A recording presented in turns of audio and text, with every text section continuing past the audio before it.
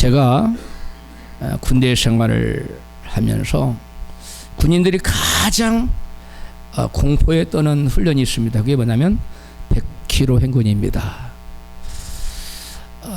구보는 10km 구보는 고참일수록 잘 뜁니다. 그런데 이 100km 행군은 고참이 될수록 100km 행군을 많이 경험한 병사들일수록 겁에 질려 합니다. 초년병들은 100km 행군 뭐 그렇게 덜렁덜렁 따라나오는데 이제 하면 할수록 힘든 게 이 100km 행군인데요. 이 100km 행군은 그냥 덜렁 몸만 쥐고 가면 간단하겠죠. 그런데 철모와 배냥, 그다음에 총, 그다음에 수통, 뭐 이렇게 군화 이런 거 다 합치면 40kg가 약간 넘는 무게입니다. 이게 적지 않은 무게예요. 이걸 지고 100km 행군을 하려면 100km를 쉬지 않고 가는데요. 24시간이 꼬박 걸립니다. 그래서 50분을 걷고 10분을 쉬는데 앞에 선두 부대는 10분을 제대로 쉴 수 있어요. 근데 뒤에 후발 부대는 배치가 줄을 잘 서야 되는데 후발 부대는 거의 뛰다시피 합니다. 쉬는 시간이 없어요. 그러니까 100km 행군을 하고 나면 이 후발주자 부대들은 그 중대는 죽어나는 겁니다. 한 달 동안은 몸이 추스러지지가 않을 정도로 무서운 훈련입니다. 이게. 그런데 이 100km 행군은 24시간을 걸어야 되기 때문에 낮에만 걷습니까? 밤에 야간 행군도 있죠.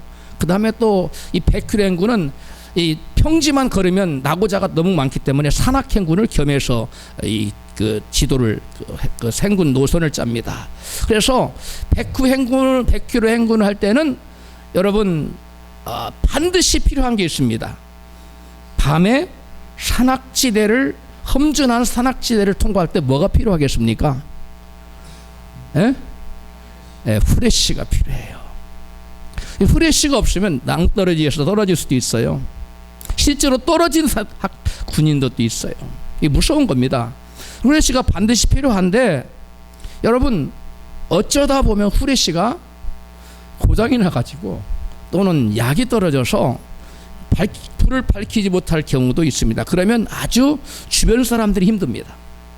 내가 불은 내가 밝혀야 되는데 바다도 건너야 되고 강도 건너야 되고, 바다는 아니고 강도 건너야 되고 험준한 산을 넘고 하는데 후레쉬가 깜깜한 밤에 특히 비가 오면 아무것도 안 보입니다.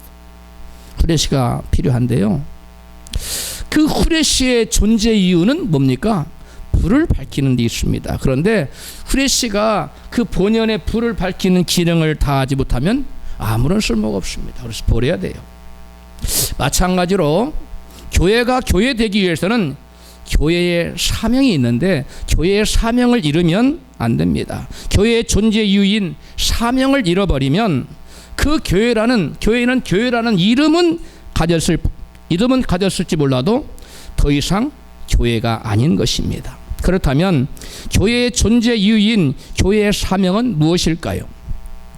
교회의 사명은 한마디로 어두운 세상에 불을 밝히고 빛을 밝히고 썩어가는 세상을 부패를 막는 그런 소금 역할을 감당하여 하나님께 영광 돌리는 것이 바로 이 교회가 존재하는 이유요 교회의 사명인 것입니다. 여러분, 예수님께서는 믿는 자들을 향하여 교회를 향하여 마태복음 5장 13절 16절에 같이 말씀합니다. 너희는 세상의 소금이라. 너희는 세상의 빛이라. 16절 너희 빛이 사람 앞에 비추게 하여 그들로 너희 착한 행실을 보고 하늘에 계신 너희 아버지께 영광을 돌리게 하라. 우리가 착한 삶, 거룩한 삶을 살면 이것이 세상 사람들에게 빛을 비추는 것이 되어서 하나님께 뭐가 된다? 영광이 된다는 것입니다. 그리고 데살로니가 전서 4장 3절에 하나님의 뜻은 이것이니 너희의 거룩함이라. 하나님이 우리를 부르심은 부정하게 하심이 아니요 거룩하게 하심이니. 하나님께서 저와 여러분을 부르신 것, 하나님의 교회를 부르신 것, 교회를 세우신 목적은 교회를 뭐하게 하기 위하여? 거룩하게. 그리고 교회는 거룩한 삶을 살 때 존재 이유가 있는 것이고 하나님께 영광을 돌리는 본연의 사명을 감당할 수가 있게 되는 것입니다.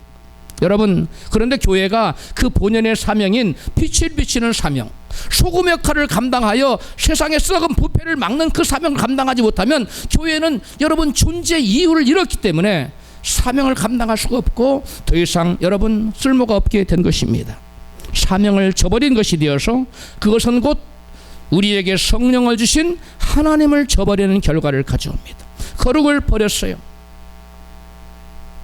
하나님 말씀대로 살지 않아요. 그래서 세상에 빛을 비치지 못해요. 그래서 하나님께 영광을 돌리지 못해요. 그렇다면 존재의 이유가 없어지는 것입니다. 사명을 잃은 교회, 아무짝에도 쓸모없어서 밖에 버리워 사람들에게 밟히는 교회, 세상 사람들에게 지탄의 대상이 되는 교회로 전락할 수밖에 없다는 것입니다. 여러분, 후레쉬가 모양은 엄청나게 이뻐, 막 화려해. 그런데 빛을 비치지 못해. 켰는데 불이 안 켜져. 그러면 그 후레쉬는 더 이상 후레쉬입니까? 아닙니다. 우리는 갖다가 버립니다. 마찬가지로 하나님께서도 우리를 세상의 후레쉬로 세우셨는데, 빛을 비치는 후레쉬로 세웠는데 세상에 빛을 발하지 못해요. 그래서 세상 사람들은 빛을 비춰서 세상 사람들 어느 길로 생명의 길인지, 어느 길로 가야 축복의 길인지 비춰주라고 했는데, 우리가 후레쉬 역할을 감당하지, 빛을 발하지 못하면 여러분, 우리도 후레쉬를 버려버리지 않습니까? 불을 밝히지 못하면 마찬가지입니다. 교회가 세상의 후레쉬로서 빛을 발하지 못하면 주님은 그 후레쉬를, 교회라는 이름만 가지고 있는 후레쉬를 가서 던져버리는 거예요. 여러분, 그런데 우리가 알아야 될 것은, 후레쉬가 밖으로 빛을 비추려면 후레쉬가 내적으로 구비하고 있어야 할 요소들이 있어요. 세 가지가 있는데, 처음에 후레쉬 뭐가 있어야 돼요? 몸통이 있어야 돼요. 그리고 빛을 발하는 뭐가 있어야 돼요? 전구가 있어야 돼요. 그 전구에게 빛을 내게 받쳐주는 하는 게 뭐가 있어요? 배터리. 발음 좋네요. 배터리. 이게 있어야 돼요. 후레쉬 몸통이 있어야 되고, 그 다음에 전구가 있어야 되고, 배터리가 있어야 되는 것처럼, 교회에도 교회가 빛을 발하는 본연의 사명을 온전히 감당하는 교회가 교회되기 위해서는, 교회가 내재적으로 반드시 갖추지 않으면, 간직하고 있지 않으면 안 되는 본질적인 요소가 있다는 것입니다. 그 본질적인 요소가 있어야 이 교회는 여러분 빛을 세상에 발할 수가 있다는 것입니다. 여러분, 마찬가지로 교회도 세상에 빛을 발하고 소규모 역할을 감당하여 하나님께 영광을 돌리려면 교회의 본질적인 요소가 있어야 되는데, 바울은 이와 같이 이야기했어요. 고린도전서 13장 13절에 시작. 그런즉 믿음, 소망, 사랑, 이 세 가지는 항상 있을 것인데 그 중에 제일은 사랑이라. 교회에, 교인들에게, 성도들에게 반드시 뭐가 있어야 된다? 믿음, 소망, 사랑, 이 세 가지가 있어요. 이게 교회가 내재적으로 반드시 갖추고 있어야만 교회예요. 이것이 없으면, 후레쉬가 몸통, 그 다음에 전구, 배터리가 없으면 여러분 빛을 발할 수 없음 같이, 교회가 믿음, 소망, 사랑, 이 세 가지의 내재적으로 반드시 갖춰야 될 필수 요소, 본질적인 요소가 없으면 여러분 교회라는 후레쉬는 세상의 빛을 발하지 못해요. 그래서 오늘 본문에서 사도 바울은 교회가 교회되게 하는 교회의 본질적인 요소들을 이렇게 증거하고 있습니다. 우리 본문 데살로니가전서 1장 2절로 3절 읽습니다. 시작. 우리가 너희 무리를 인하여 항상 하나님께 감사하며 기도할 때 너희를 말함은 너희의 믿음의 역사와 사랑의 수고와 우리 주 예수 그리스도께 둔 소망의 인내를 우리 하나님 아버지 앞에서 끊임없이 기억하매니. 아멘. 이 바울 사도와 또 다른 사도들이 여러분 데살로니가 교회를 위해서 기도할 때마다 항상 끊임없이 기억하고 있는 것이 뭐라고 그랬습니까? 무엇을 그들을 기도할 때마다 항상 생각하고 항상 기억하고 있다고 그랬어요? 그것은 바로 그 데살로니가 교회를 교회되게 하는 교회의 본질적인 요소인 성도들의 믿음의 역사와, 따라합시다, 믿음의 역사와 사랑의 수고와 소망의 인내. 사도들은 그 교회에 반드시 있어야 될 것을 생각하면서 성도들이 가지고 있어야 될, 성도들이 가지고 있을 여러분 뭐요? 믿음의 역사와 사랑의 수고와 그 다음에 소망의 인내를 항상 끊임없이 기억했다는 거예요.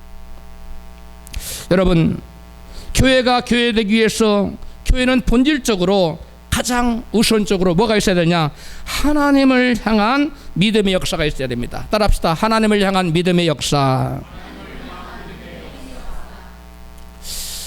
우리 권전수사님의 안경이 여기서 보면은 이렇게 노멀이에요. 이렇게 정상이었는데 밖으로 나가면 선글라스 탁 바뀌어가지고 엄청 폼을 잡으세요. 그런 것처럼 우리가 이 하나님을 향한 믿음의 역사가 이웃을 향해서는 뭘로 바뀌냐면 뭘로 바뀌어요? 사랑의 습격이라는 컬러가 딱 바뀌어요. 자기 자신에게로 딱 향하면 이것이 뭘로 바뀌어요? 소망의 인내로 딱 바뀌어요. 하나님이 제가 설교 준비를 하는데 이걸 깨닫게 하시더라고요. 이게 똑같은 거다 이게. 그런데 이것이 누구를 향하느냐에 따라서 약간 표현이 달라진다는 거예요. 하나님을 향하여서는 뭐고? 믿음의 역사. 그 다음에 이웃을 향하여는 뭘로 나타나고? 사랑의 수고. 나 자신을 향하여서는 뭐로 나타나고? 소망의 인내로 나타난다는 거예요. 그러니까 여러분, 믿음의 역사가 있는 사람은 사랑의 수고가 있고, 또 믿음의 역사가 있는 사람은 소망의 인내가 있어요. 다 그게 그거예요.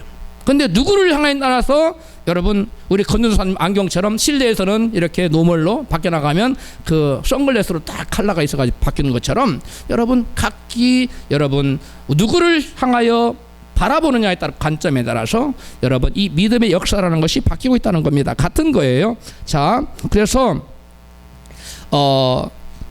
우리 믿음의 역사란 말, 저는 아무리 읽어봐도 믿음의 역사를 그래 영어로 찾아봤더니 Your labor of love예요. 사랑의 수고라는 말인데 Your work of faith예요. 그러니까 사랑의 그 너의 사랑의 일이라는 뜻인데 그 말은 또 더 어렵더라고요. 이게 무슨 말인고? 이 사랑의 믿음의 역사라는 말이 굉장히 혼돈을 가져올 수 있는 번역입니다. 믿음의 역사 자칫 생각하면 믿음을 통한 미러클, 믿음의 역사, 미러클, 기적을 말하는 건가? 이렇게 해석할 여지가 있어요. 오해하기 쉬워요. 영어 성경을 봤더니 이와 같이 Your work of faith, 사랑의 일이라고 표현했는데 그 말은 또 더 어려워요. 그래서 제가 한글 성경을 전부 다 뒤져봤어요. 바르게 해석해 놓은 성경이 없을까 하고 봤더니 킹 제임스 버전 흠정역, 그리고 표준 세번역, 그리고 현대인의 성경, 그리고 현대어 성경, 이 네 군데에서 믿음의 행위라고 번역을 해놨어요. 뭘로 번역했다고요? 믿음의 행위. 그 다음에 한글 쉬운 성경을 봤더니 믿음으로 행한 일들, 이렇게 번역해 놨는데 이 두 가지 다 아주 적절한 번역이에요. 그러나 개역 성경과 개역 개정에는 믿음의 역사라고 되어 있는데 이것은 우리가 이해하기 아주 어려운 번역입니다. 여러분, 그래서 따라서 교회가 교회되기 위해서는 교회가 반드시 가져야 될 본질적인 요소는 뭐라고요? 믿음의 행위라는 거예요. 이 믿음의 행위는 왜 그냥 믿음이라고 표현하지 않고 하나님을 향한 믿음 이렇게 하지 않고 하나님을 향한 믿음의 행위라고 이렇게 길게 썼을까요? 그것은 이 믿음의 행위는 우리가 마음속으로 생각하는 믿음, 지식적인 믿음을 가리키는 것이 아니라 반드시 주님 말씀과 명령에 순종하는 행동이 따르는 믿음을 여러분 가리키기 위해서 믿음의 뭐라고? 수고라는 표현을 했다는 거예요. 믿음의 뭐예요? 역사라는 여러분 표현을 했다는 거예요. 교회를 교회되게 하는 믿음의 행위는 단지 착하게 사는 것이 아니라 주님의 제자로 살아가는 삶을 의미하는 겁니다. 예수님의 제자로 살아간다는 것은 세상 가치관이나 세상 관습이나 세상의 도덕률을 쫓아가는 것이 아니라 예수님께서 가르쳐 주신 예수님의 가치 기준을 여러분 쫓아 살아가는 것을 의미하는 것입니다. 사도행전에 보면 초대교회 교인들의 경제활동의 기준은 로마 사회의 관습과 기준이었을까요? 아니면 예수님이 가르쳐주신 말씀의 기준이었을까요? 예수님이 가르친 말씀의 기준이었어요. 사도행전 2장 44절 45절 이것을 말씀하고 있어요. 시작. 믿는 사람이 다 함께 있어 모든 물건을 서로 통용하고 45절 또 재산과 소유를 팔아 각 사람의 필요를 따라 나눠주고. 이 초대 교인들이 오순절에 다락방에 모여 성령의 불을 받고 성령의 권능을 받자 믿는 자들은 로마 사회의 경제 기준을 거부해버리고 성경의 기준, 예수께서 가르친 말씀의 기준을 여러분 저들의 삶의 기준으로 삼았습니다. 여러분 자기의 탐욕을 채우는 로마 경제 기준에서 자기를 부인하고 이웃의 모든 필요를 따라서 나눠주는 사랑으로 섬기는 주님의 경제 기준으로 여러분 삶의 가치관과 기준을 바꿔버렸다는 거예요. 교회가 삶의 기준을 바꾸자 그들의 삶은 여러분 세상 사람들로부터 여러분 빛을 발하고 칭송을 받게 됐어요. 그 결과를 성경은 이렇게 증거합니다. 사도행전 2장 47절입니다. 하나님을 찬미하며 또 온 백성에게 칭송을 받으니 주께서 구원받는 사람을 날마다 더하게 하시니라. 아멘. 로마 사람들은 자기가 벌어서 자기 먹고 살기 바쁘고 다 움켜쥐고 사는데 이게 로마의 사람들의 경제 기준인데, 삶의 기준인데, 삶의 가치관인데, 예수 믿고 거듭나고 성령의 불 받은 이 여러분 초대교회의 여러분 성도들은 자기의 소유를 팔아서 많은 사람들에게 필요를 따라 나눠줬다는 거예요. 그러니까 세상 사람들이 야, 저 사람들 봐라, 우리하고 전혀 다른 삶을 살네. 저 사람들 봐라, 어떻게 저렇게 살 수 있지? 그러면서 우리는 못하지만 좌우지간 저들은 훌륭해 하면서 막 박수를 치며 초대교회를 향하여 찬양하고 칭송을 했다는 거예요. 이것을 통해서 누가 영광을 받으셨을까요? 살아계신 하나님이 영광을 받으셨다는 것입니다. 할렐루야. 여러분 세상의 가치 기준을 버리고 말씀의 가치 기준을 따라서 살게 된 여러분 초대교회는 여러분 시간의 지남으로써 수많은 로마 사람들에게 감동을 줘서 결국 로마가 313년에 여러분 기독교로 여러분 탈바꿈되는, 로마가 기독교 국교화가 되는 그러한 놀라운 기적 역사가 나타나게 된 것입니다. 할렐루야. 여러분 그런데 문제는 거기서부터 교회의 문제가 시작됐습니다. 교회가 국교화가 되자 이제는 모든 사람들이, 옛날에는 죽음을 각오해야만 교회에 들어올 수 있었어요. 가짜 신앙인이 들어올 수 없었어요. 그런데 이제는 로마가 국교화 되니까, 로마의 국교화, 기독교가 국교가 되니까 이제는 누구든지 나 예수 믿어 그러면 누구도 그를 핍박하는 자가 없었어요. 그래서 이제 이 교회에 들어올 사람들은 여러분 이전에 핍박받으면서 말씀대로 사는 것을 목숨을 걸고 지키려 했던 그런 초대교회 그 초창기의 사람들과는 다르게 313년 이후에 로마가 국교화된 이후에 여러분 교회 다니는 사람들은 여전히 삶의 가치 기준을 바꿨을까요? 안 바꾸고 여전히 옛날 로마의 관습과 가치 기준을 가지고 살았을까요? 여러분 옛날 거 그대로 사는 거예요. 변화가 없는 겁니다. 삶의 가치 기준이 바뀌어야 세상의 빛도 발하고 속벽을 감당해서 세상에 여러분 짠물의 역할을 하고 맛을 내고 여러분 어둠을 밝히는 그러한 사명을 감당할 수 있는데, 여러분 그러한 가치 기준을 잃어버리니까 세상 관습을, 세상 가치 기준을 가지고 여전히 교회 나와서 그대로 살아가니까 세상에 빛도 발하지 못하고 소교 역할도 감당하지 못하는, 세상과 동화되고 세상이 교회고 교회가 세상인, 우리 세상 말에 그런 말 있죠. 물에 술 탄 듯 술에 물 탄 듯. 이것도 아니고 저것도 아니고 술맛도 아니고 물맛도 아닌, 교회도 아니고 세상도 아닌 어정쩡한 그러한 교회라 졌는데, 그것이 바로 여러분 4세기 말부터 시작해서 16세기 말까지 종교 개혁이 단행되는 약 여러분 13세기에 걸쳐서 그 장구한 세월 동안 교회는 영적인 암흑기를 맞이합니다. 이 무서운 영적인 암흑기가 됐는데요. 여러분 그 영적인 암흑기의 이 중세 교회는 어떻게 했느냐? 그들 가운데서 뭐가 사라져 버렸느냐? 말씀의 가치관을 버리고 말씀의 기준을 버리자 그들에게 가장 먼저 사라진 것이 무엇이었겠어요? 믿음의 역사가 사라졌어.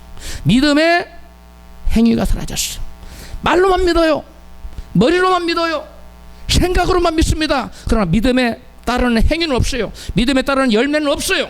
이것이 바로 중세 영적 암흑기 교회의 약 1300년 동안 도도히 흐르던 여러분 죽어버린 교회, 거의 여러분 모양만 있는 교회의 여러분 모습인 것입니다. 그러다가 여러분 세상이 많이 흘러서 종교 교육 때부터 서서히 교회는 생명을 다시 회복하기 시작합니다.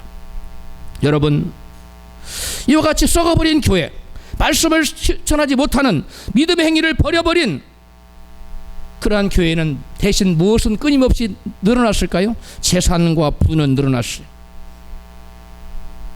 중세교회는 부자가 됐어요. 탐욕의 종으로 전락하고 말았습니다. 그 결과 영적인 암흑기에 빠진 중세교회는 장구한 생활 동안 빛을 잃어 세상에 빛을 발하지 못하고 세상 사람부터 이제는 뭘 받았는데 칭송받고 갈채를 받았는데 이제는 여러분 아무런 칭송도 받지 못하는 무능한 교회로 전락하고 만 것입니다. 현실적으로 우리 한국교회와 기독교인들에게 쏟아지는 비판의 상당수는 돈 문제, 즉 경제활동과 깊은 관련이 있습니다. 오늘날 한국 교회가 믿는다고 말하면서 말씀이 아니라 세상에 여러분 그 부패한 관습을 기준 삼고 말씀의 기준이 아니라 세상의 인습, 세상의 부패한 그러한 관습을 쫓아 사는 그러한 모습을 보이고 있습니다. 그렇기 때문에 교회가 세상과 구별되지 못하고 세상의 빛과 소금 역할을 사명을 감당하지 못하고 오늘날 세상 사람들에게 도리어 칭송을 받기는 그냥 뭘 먹고 있습니까? 욕을 먹고 있습니다. 제가 며칠 전에 이재철 목사님의 섬기는 옛날에 섬겼던 교회 기독교 100주년 기념교회 그분이 은퇴를 하신 것 같더라고요. 그 교회에서 성도 한 분이 그 담임 목사님 이재철 목사님에게 보내온 편지를 그분 설교를 통해서 제가 들었습니다. 그분은 그 교회 다니는 성도였어요. 그런데 한의사였습니다. 한의사였는데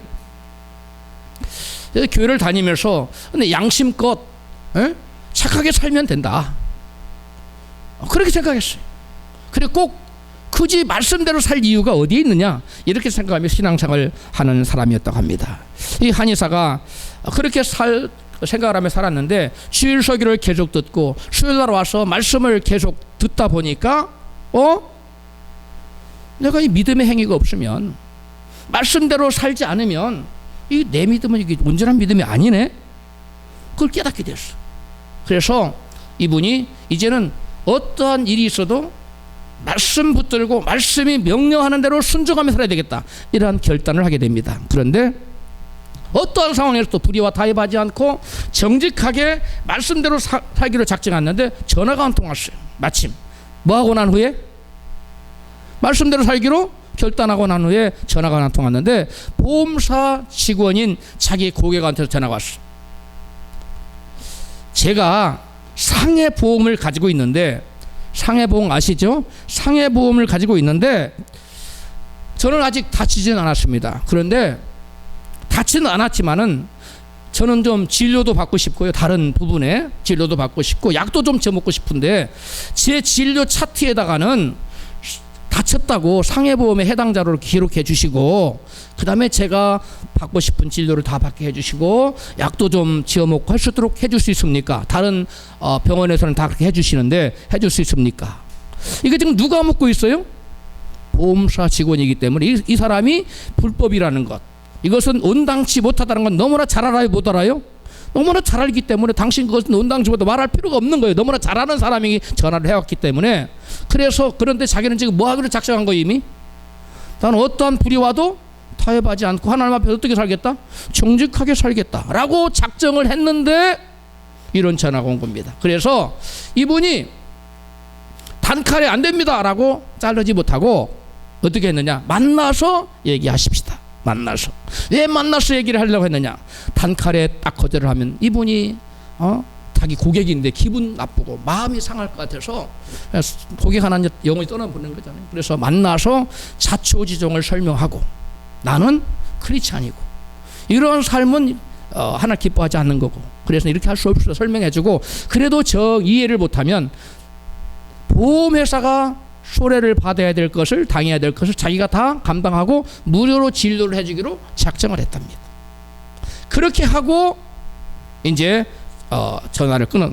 그러고 나서 이분이 자기가 앞으로는 어떤 상황이 와도 저기 하겠다 이러한 말씀과 패치되는 어떠한 불이 와도 타협하지 않는 삶을 살기로 결단하는 그러한 내용을 편지로 담임 목사님한테 보낸 거예요. 목사님이 설교 도중에 그걸 읽어줬어요. 제가 오후 때 한 5분 되는데 제가 이번에 보여주려고 했더니 제가 설교가 길어서 그거 너무 시간이 너무 오버될 것 같아요. 안 냈어요. 오후에 제가 보여드리니까 다들 보십시오.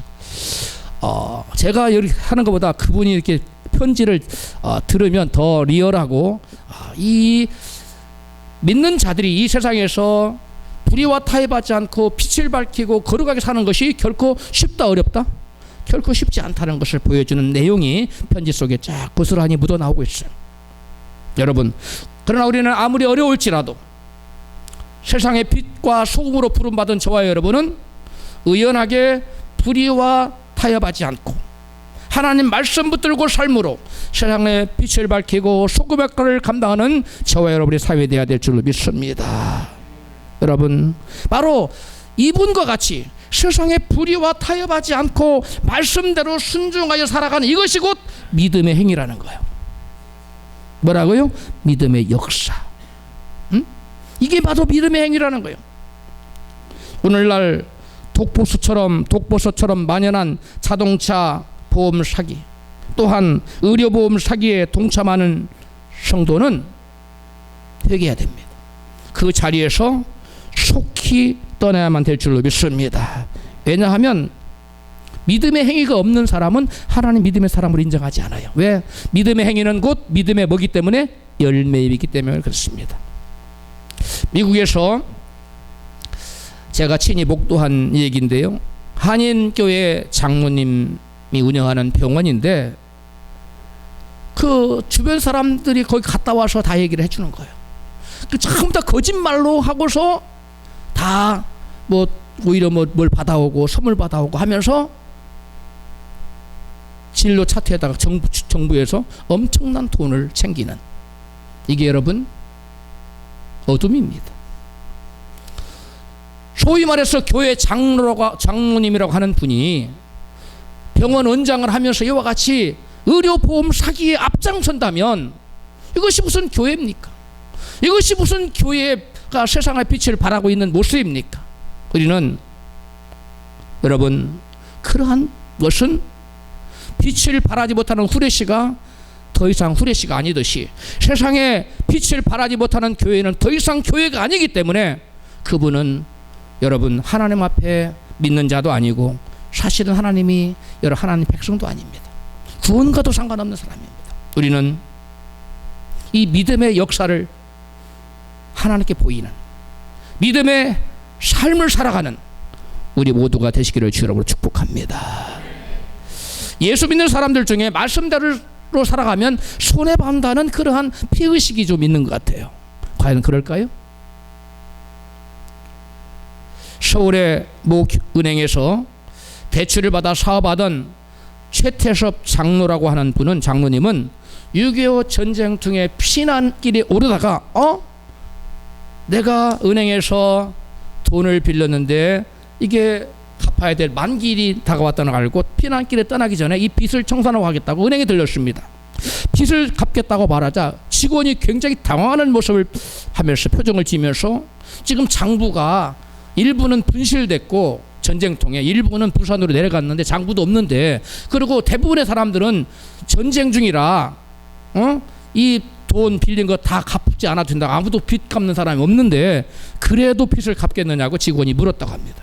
그럴 때 최태섭 장로님 마음속에 번개처럼 떠오르는 말씀이 10편 15편 1절 말씀이었어요. 같이 읽습니다. 시작.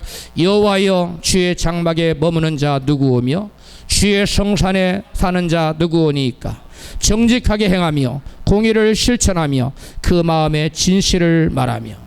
여러분, 정직하고 공의를 실천하고 마음에 진실한 그런 사람이 여러분 여호와의 성산에, 쉽게 말하면 천국 간다는 거예요.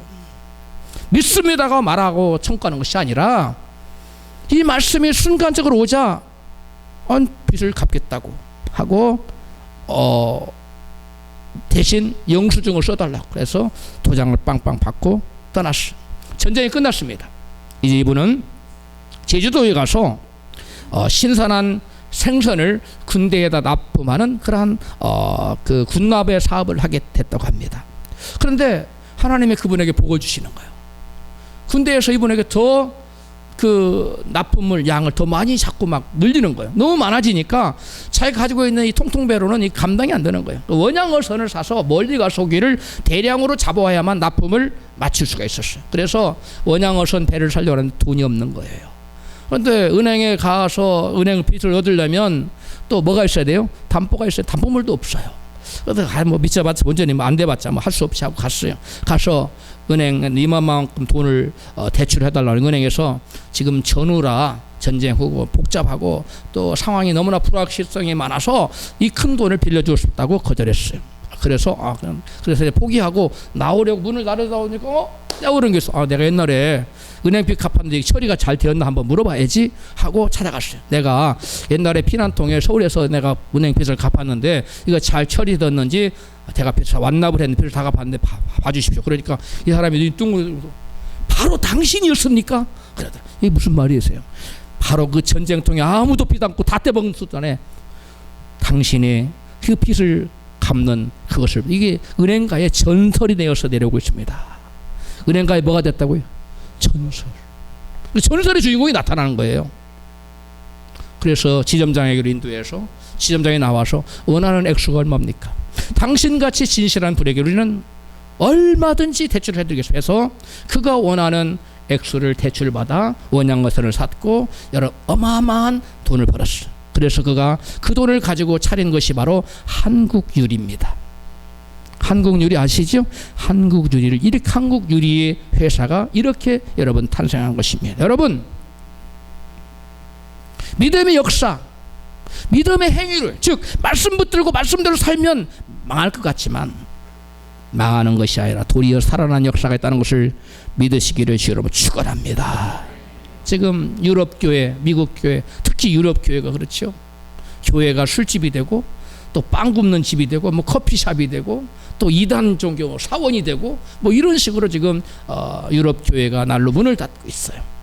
그런데 그러한 유럽교회조차도 강단에서 타협 없는 순수 엑기스 복음 말씀 그대로를 선포하는 강단 그리고 그 말씀 붙들고 그대로 실천하는 교인들이 있는 교회는 지금도 불같이 성장하고 있다는 사실을 여러분 아셔야 됩니다. 할렐루야. 여러분 세상이 아무리 어려워도 아무리 불경기를 할지라도 여러분 저와 여러분이 말씀 붙들고 강단에서는 바른 복음을 전파하고 여러분 말씀 붙들고 말씀대로 살아가면 세상은 여러분을 넘어뜨릴 수 없습니다.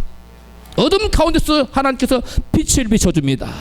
흑암 가운데 빛을 비추는 역사가 일어나서 유럽교회 다 여러분 피폐해져가고 교회가 문을 닫아도 말씀대로 선포하고 말씀대로 그 말씀대로 사는 교회는 불처럼 일어나는 것처럼 우리 교회와 여러분 가정 여러분 개인이 여러분 말씀 붙들고 살아갈 때 믿음의 역사가 나타날 때 즉 믿음의 행위가 여러분 삶에 나타날 때 하나님의 놀라운 빛을 비추는 역사가 나타날 줄로 믿습니다. 이제 두 번째는 교회가 교회되기 위해서는 교회는 본질적으로 이웃을 향한 사랑의 수고가 있어야 합니다. 다 알아서 합시다. 사랑의 수고. 본문 1장 3절 시작. 너희의 믿음의 역사와 사랑의 수고와 우리 주 예수 그리스도에 대한 소망의 인내를. 여기서 사랑의 수고가 나오는데 하나님을 향하여 믿음의 행위가 없는 교회는 교회라고 말할 수 없듯이 이웃을 향한 사랑이 없는 교회도 마찬가지입니다. 사랑이 없는 크리스찬이라고 말하는 사람 교인 믿는 자가 아니에요. 여러분 우리는 나의 삶을 돌아가 봐야 되는 내가 하나님을 향하여 정말 믿음으로 살고 있는지 믿음의 행위가 있는지 또 이웃을 향하여는 내가 나의 귀중한 것을 팔아서라도 그를 어려운 면을 돌아보고 베풀 수 있는 그러한 여러분 사랑의 수고가 있는지 우리 자신을 돌아봐야 될 줄을 믿습니다. 왜냐하면 믿음은 곧 형제 사랑과 성경은 동일시하고 있어요. 무엇과 뭐가 동일시되는 거라고요? 믿음과 형제 사랑은 동일시되고 있어요. 성경 요한복음 5장 24절 내 말을 듣고 또 나 보내신 이를 믿는 자는 영생을 얻었고 심판에 이르지 아니하나니 사망에서 생명으로 옮겼느니라. 아멘. 여기서 사망의 생명으로 옮긴 것이 뭡니까? 믿는 자는 그랬죠. 사망에서 생명으로 옮기는 것은 뭐였습니까? 그러므로 믿음. 그러면 요한일서 3장 똑같은 요한 사도가 쓴 글이에요. 요한일서 3장 14절 시작. 우리가 형제를 사랑함으로 사망에서 옮겨 생명으로 들어간 줄을 알거니와 사랑치 아니하는 자는 사망에 거하느니라. 여기서는 똑같은 요한이 뭐라고 했어요? 이제는 사망에서 생명으로 옮겨간 것이 뭐 때문이라고? 형제를 사랑함으로. 그러므로 아까 믿음은 이번에는 뭘로 표현됐어요? 형제 사랑. 여러분 형제의 사랑은 믿음입니다. 여러분 예수께서 마태복음 25장인가 거기서 비유를 보면 여러분 지극히 작은 자에게 하지 아니한 것이 곧 내게 하지 아니한 지극히 작은 자에게 베푼 것이 곧 내게 한 것이다. 그 형제거든요. 그 형제에게 베푼 사랑의 여러분 수고, 이것이 바로 주님께 하는 것. 이것을 주님은 믿음으로 보신다는 겁니다. 할렐루야. 뿐만 아니라 하나님 사랑은 이웃 사랑으로 표현된다는 거예요. 하나님 사랑은 믿음인데요, 그 하나님 사랑은 이웃 사랑, 내가 하나님 사랑한다 그러면 이웃 사랑으로 나타난다는 거예요. 여러분 갈라디아서 5장 6절입니다. 시작. 그리스도 예수를 믿는 사람에게는 할례를 받았다든지 받지 않았다든지 하는 것이 중요하지 않고 오직 사랑으로 표현되는 믿음만이 중요합니다. 공동 번역인데요. 이게 또 새로운 그 현대어 번역에서 이렇게 썼더라고요. 사랑으로 표현되는 믿음. NIV에서도 사랑으로 표현되는 믿음이라고. 믿음은 뭘로 표현된다고요? 반드시 사랑으로 표현. 우리가 호주머니에 그 도라이버 같은 거 삐죽한 하나 쏘면 딱 삐져 나옵니까? 안 삐져 나옵니까? 삐져 나오지. 마찬가지. 우리 안에 믿음이 있으면 사랑이라는 돌출구로 쭉 튀어나와. 누가 이분이 사랑이 많네. 응? 그 사랑, 형제 사랑으로 그냥 자연스럽게 나오게 돼 있어. 믿음이 있는 사람은 하나를 사랑한다는. 근데 말로 하나는 사랑해. 근데 형제 사랑, 형제 불우한 이웃, 나의 도움이 필요한 사람 외면해. 그 더럽게 하라, 배부르게 하라, 말로만 해. 그건 여러분 사랑이 아니라는 거예요. 야고보가 얘기했죠. 야고보 사도가 자, 야고보서 2장 8절 시작. 너희가 만일 경에 기록된 대로 내 이웃 사랑하기를 내 몸같이 하라 하신 최고한 법을 지키면 잘하는 것이거니와. 15절. 만일 형제나 자매가 헐벗고 일용할 양식이 없는데. 16절. 너희 중에 누구든지 그에게 이르되 더럽게 하라, 배부르게 하라 하며 그 몸에 쓸 것을 주지 아니하면 무슨 이익이 있으리요. 이와 같이 행함이 없는 믿음은 그 자체가 죽은 것이라. 아멘. 야고보 사도는 지금 형제를 사랑한 행위를 뭐라고 얘기하고 있어요? 행함이 있는 믿음이라고 얘기하고 있어요. 뭐라고 얘기했다고요? 형제 사랑하는 행위는 곧 뭐다? 행함이 있는 믿음이다. 형제를 사랑하지 않으면 행함이 없는 가짜 믿음이라는 거예요. 그걸 보고 성경은 쭉정이 믿음이라고 그래요. 알곡과 쭉정이가 있는데 알곡은 모아 곡간에 데리고 쭉정이는 모아서 불에 태우신다고 그랬는데, 여러분 이게 행함이 없는 믿음, 지식적인 믿음, 생각으로만의 믿음, 관념적으로만 믿음, 교리를 믿는 믿음, 이런 믿음을 가지고 믿음의 역사도 없어요. 사랑의 수고도 없어요. 이웃도 사랑하지 않아요. 말로만 해. 말로만. 이건 여러분 가짜라는 거예요. 우리 모두는 행함의 열매가 나타났으면 좋겠습니다. 네. 여러분 형제가 헐벗고 먹을 것이 없는데 먹을 것과 입을 것을 주는 사랑의 섬김이 없이 따뜻하게 입고 배불리 먹어라 말로만 사랑한다면 그건 뭐가 아니다? 사랑이 아니라는 거. 이건 사랑의 수고가 아니라는 거. 사랑에는 반드시 뭐가 따라야 돼요? 수고가 따라야 된다는 거. 그래서 베드로는 교회를 교회답게 하는 본질적인 요소를 단지 사랑이라고 말하지 않고 뭐라고 표현했다고요? 사랑의 수고라고 했다는 거예요. 사랑의 수고란 레이버 오브 러브로 영어에서 번역되었는데요, 미국에서 제가 자동차 수리하러 가면 수리 견적서가 딱 나와요. 수리비 청구서가 나오는데 뭐라고 나오느냐? 부품값 얼마, 그 다음에 레이버 차지 얼마, 그래서 총 얼마 해서 수리비 청구서가 나와요. 여기서 레이버 차지는 자동차 수리하느라고 애쓰고 힘쓴 그 노동에 따른 수급이에요. 이게 그것을 다른 말로 레이버 차지를 뭐라고도 말하느냐면 서비스 차지라고도 해요, 미국 사람들이. 그러므로 레이버하고 서비스는 무슨 말이다? 같은 말이에요. 에? 같은 말인데, 그러면 레이버라는 말 우리가 이해하기 어려우니까 조금 쉽게 여러분 서비스로 바꿔서 해요. 서비스 오브 러브. 그걸 뭐예요? 사랑의 섬김, 사랑의 봉사, 뭐 이런 말이 되지 않겠습니까? 에? 여기 우리 성경에 사랑의 수고라는 말은 뭐냐면 사랑의 봉사 또는 사랑의 섬김이라는 말이에요. 그래서 저와 여러분이 이웃을 사랑한다는 건 말로만 사랑하는 게 아니라는 거예요. 배부르게 하라, 따뜻하게 옷 입어라, 그렇게 말하는 걸 사랑의 이웃 사랑이 아니라는 거예요. 이웃 사랑은 뭐냐? 사랑의 섬김, 사랑의 뭐요? 봉사, 사랑의 또 수고, 가서 집에 가서 청소를 해준다든가, 그가 아플 때 뭐 죽을 한 그릇 가서 가서 써준다든가, 뭐 하여간 이렇게 수고를 하는 것, 이것이 여러분 교회가 본질적으로 가지고 있어야만 되는, 내재적으로 반드시 있어야 되면 되는 필수 요소라는, 본질적인 요소라는 거예요. 여러분 이건 뭘 말하느냐? 왜 단지 사랑이라고만, 이웃사랑이라고 말하지 않고 사랑의 수고라고 했느냐? 성경이 말하는 이웃사랑은 마음속에 막 그를 뜨겁게 사랑하는 마음, 또는 또 그 말로 표현되는 현란한 수사, 막 말로 그럴싸하게 막 위로, 그런 게 아니라는 거예요. 그게 아니고 수고와 섬김과 봉사가 따르는, 헌신이 따르는 그러한 실천적인 사랑이 바로 교회를 교회되게 하는 교회의 본질적인 요소라는 것입니다. 깨달아졌으면 크게 아멘 하십시다. 교회가 교회 되려면 사랑의 수고가 있어야 된다는 거예요. 말로만 사랑하는 사랑은 가짜라는 거예요. 기독교가 로마 국교가 된 후에 교회는 3세기부터 말부터 10세기 말까지 세상 기준으로 따라서 사는 영적인 암흑기였다고 말씀을 드렸는데요. 그들은 그 당시 어떻게 생각했느냐? 교회가 세상에 억눌린 자, 불행한 사람들을 돌아보는 일은 교회가 할 일이 아니고 누가 하는 일이다, 그건 하나님 몫이라고 생각했어요. 그래서 그렇게 생각했으니까 당연히 사랑의 수고를 불행한 이웃에게, 고통당하는 이웃에게, 억압받는 이웃들에게 실천했겠습니까? 없어졌어요. 그런 그 의식 자체가 없었어요.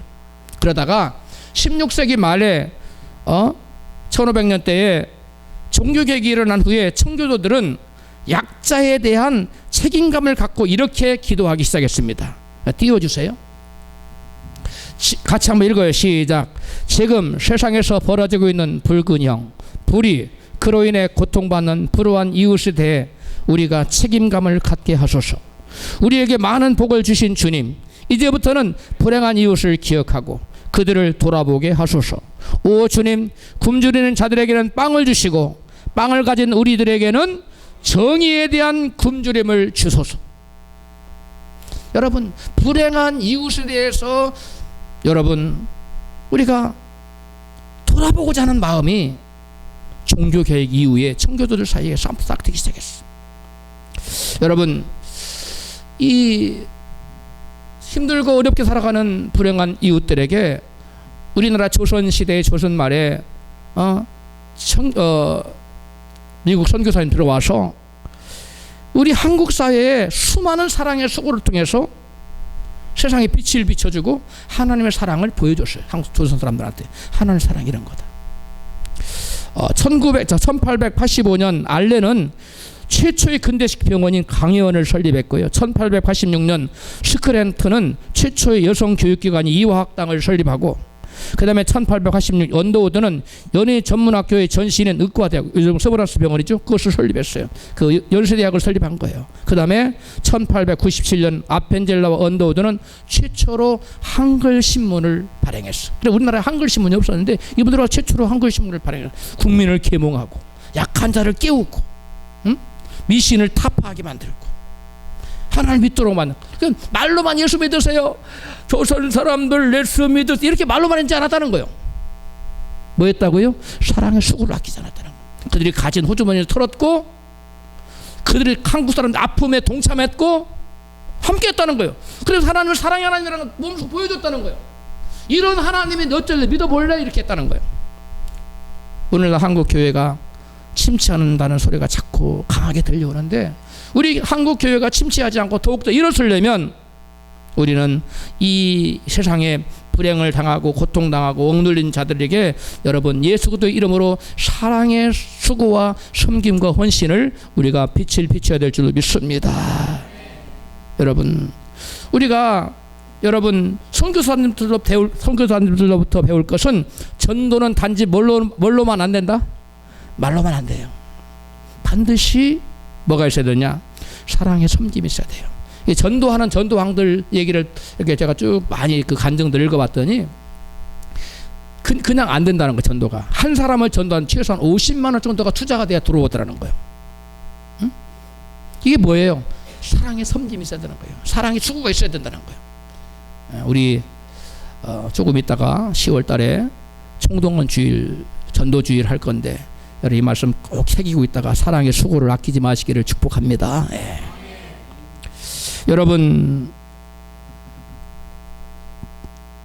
한국교회는 지금 부자가 됐어요. 그래서 교회가 부자와 기득권층의 이익을 대변하는 그런 경향을 보이고 있는데 지금 한국교회가 타락했다는 그런 징조입니다. 여러분, 제정 러시아 교회가 부자 교회였어. 그래서 대부분이 지주들이었어. 그런데 약자들을 수탈하기에 급급했어요. 그들은 자기가 가진 돈으로, 물질, 하나님 주신 축복으로 약자들을 섬겨야 됐어요. 하나님이 원하는 거였어요. 그 일을 하지 않았어. 그들은 도리어 더 큰 부자가 되려고 약자들을 탈취하기만 급급하고 사랑의 수고의 빛을 바라는 것을 외면했어요. 교회의 본질을 잃어버린 겁니다. 그래서 하나님께서는 교회의 본질을 버리고 타락한 제정 러시아 교회를 볼셰비키 공산혁명을 통해서 무섭게 여러분 심판하셨습니다. 여러분, 하나님께서 여러분에게 주신 재능, 재물, 내가 혼자 먹고 잘 쓰고 잘 입고 뽐내면서 의시되고 살라고 주신 것이 아닙니다. 우리는 이것을 가지고 우리 주변의 약한 자들, 불의한 자들, 나의 도움이 필요한 자들을 위해 쓰라고 청지기로 내게 맡겨준 줄 믿고 여러분, 사랑의 수고를 아끼지 않는 저와 여러분 되어야 될 줄로 믿습니다. 부자가 된 한국교회도 고통받는 약자들을, 억압받고 소외된 자들을 사랑으로, 사과의 수고로 섬긴다면 여러분, 하나님께서 이 나라를 남북 통일도 되게 해주실 것이고 북극 강병의 나라로 하나님께서 우뚝 세워줄 줄로 믿습니다. 그러나 여러분, 사랑의 수고를 외면하고 나만 생각하고 자기 배만 채우기에 급급한 그러한 교회 모습으로 남아있다면 하나님은 제정 러시아 교회를 하나님께서 무섭게 심판하셨듯이 우리 한국교회도 여러분 심판을 여러분 피할 수가 없을 것입니다. 여러분 꼭 기억하십시오. 우리 예수님은 가진 자와 부자와 기득권층의 대변자가 아니었어요. 항상 가난한 자들을 섬겼고 사회적 약자들을 대변하셨음을 여러분 꼭 기억하시기를 주로 축복합니다. 예수님은 이 땅에 하나님의 공의와 정의가 흘러가기 위해서 우리의 삶의 현장에 천국을 이루라고 말씀하셨습니다. 마태복음 23장 23절입니다. 시작. 화이트를 진저 외식하는 서기관들과 바리새인들이여, 너희는 박하와 회양과 근처의 11조는 들이되 율법에 더 중한 바 정의와 긍휼과 믿음은 버렸도다. 그러나 이것도 행하고 저것도 버리지 말아야 할지니라. 아멘. 여러분, 내 개인의 내면은 물론 하나님 뜻에 반하는 모든 우리 가정과 사회제도, 부패한 그러한 사회 관습까지 우리가 도널리 개혁의 대상으로 삼아야 돼요. 예수 믿는다고 하면서도 여러분 자기 자신의 이익을 위해서 아까 그 한의사 그 예처럼 세상에 다른 사람 다 죄 짓는데 뭐 그렇게 보편화 됐는데 뭐 나라고 뭐 이렇게 하면 안 돼요. 여러분, 우리가 거기 계약해야 됩니다. 나 자신부터 그러한 불의에서 여러분 계약해야 됩니다. 할렐루야. 여러분, 그래야 하나님께서 우리를 사랑의 수고의 통로로, 사랑의 빛의 통로로 사용한다는 사실을 여러분 믿으시기를 바랍니다. 이 마지막으로 세 번째, 교회가 교회되기 위해서는 교회는 본질적으로 자기 자신의 안에 있는 소망의 인내가 있어야 합니다. 우리 본문 데살로니가전서 1장 3절입니다. 시작. 너희의 믿음의 역사와 사랑의 수고와 우리 주 예수 그리스도에 대한 소망의 인내를 말하고 있지요. 예. 아담이 타락한 이후에 모든 사람들은 이 세상에서 저주를 받아서 이 땅에 사는 모든 사람이 고통을 당하고 살 수밖에 없게 되었습니다. 그러므로 사람들은 세상을 살아가면서 불가피하게 뭘 받을 수밖에 없어요? 고난받고 고통받을 수밖에 없어요. 그래서 인내할 수밖에 참을 수밖에 없어요. 그건 어쩔 수 없는 인내잖아요. 어쩔 수 없는, 마지못해서 심하게 말하면 죽지 못해서 하는 인내인데 우리 믿는 자들은 그런 인내를 하라는 게 아니에요. 우리 믿는 자들에게 하나님께 요구하신 인내는 마지못해서 죽지 못해서 하는 인내가 아니라 예수님을 바라봄으로 하는 인내, 천국을 세우기 위한 인내, 영원한 영생 천국을 바라봄으로 하는 생기는 인내를 가지라는 거. 할렐루야. 예수를 믿으면 천국을 위해서 살다 보면 우리의 고난이 따릅니다. 어려움이 따릅니다. 그러나 그러한 고난 중에도 천국과 영원한 상급과 영원한 나라의 그 복락의 나라를 생각하면서 인내하라는 것입니다. 빌립보서 3장 10절입니다. 내가 그리스도와 그 부활과 권능과 그 고난의 참여함을 알고자 하여 그의 죽으심을 반받아 어떻게 해서든지 죽은 자 가운데서 부활에 이르려 하노라. 골로새 1장 24절. 나는 이제 너희를 위하여 받는 괴로움을 기뻐하고 그리스도의 남은 고난을 그의 몸된 교회를 위하여 내 육체에 채우노라. 아멘. 여러분, 왜 바울은 성도들을 위해 받는 괴로움을 기뻐하기까지 했으며 또 교회를 위해서 그리스도의 남은 고난을 기꺼이 받아들였습니까? 장차 누리게 될 천국에 대한 뭐가 있었어요? 소망이 있었어요. 그래서 그러한 소망 때문에, 천국에 대한 소망 때문에 여러분 고난조차도 감사함으로 기뻐하면서까지 여러분 인내할 수가 있었다는 것입니다. 바울처럼 예수 그리스도와 천국을 소망하는 대신 이 땅에 소망을 두고 살아가는 교회는 여러분 본질을 상실한 교회입니다. 지금 한국 교회는 많은 교회가 천국 소망보다는 세상에서 부자 되라고, 성공하라고, 계속 축복받으라고 이 땅의 것을 더 추구하도록 만드는 경향이 있습니다. 여러분, 우리가 먼저 그 나라를 구하고 하늘의 영적인 것을 구하면 이 땅에 사는 것은 덤으로 주실 줄로 믿습니다. 이게 메인이 아니에요. 여러분 화장품 뭐 하나 사면 그 뭐라 그러죠? 따라주는 샘플 막 주듯이 세상의 돈, 명예, 권세는 다 샘플이에요. 그걸 먼저 쫓지 말고 정품을 하나 사세요. 그게 천국이에요. 아멘. 정품이 뭐라고요? 천국, 영생. 이거 사면, 이거 진짜 소유하면, 예수를 진짜 내가 사면, 예수를 진짜 내 마음의 주로, 예수를 나의 모든 것을 바쳐 예수를 내가 사면 거기에 예수님께 다른 모든 샘플은 다 와요. 그래서 사람들은 한국 교회는 자꾸 거꾸로 가르쳐요. 샘플을 추구하라고 그래요. 예수를 추구하도록 시키잖아요. 여러분, 샘플 추구하지 마시고 예수를 추구하는 저와 여러분 되시기를 주의 이름으로 축원합니다. 말씀을 정리합니다. 교회가 교회되기 위한 본질적인 요소는 하나님을 향한 믿음의 행위와 믿음을 이웃을 향한 사랑의 수고와 하나님께 둔 인내의 소망입니다. 교회가 이 세 가지 본질을 잃지 않으면 세상에서 빛을 발하고 소금의 맛을 내는 교회의 사명을 감당할 수 있습니다. 어떠한 상황 가운데서도 하나님을 향한 믿음의 행위와 이웃을 위한 사랑의 수고와 하나님께 둔 인내의 소망을 꼭 간직하셔서 교회가 교회되고 하나님께 영광 돌리는 저와 여러분 되시기를 주의 이름으로 축원합니다.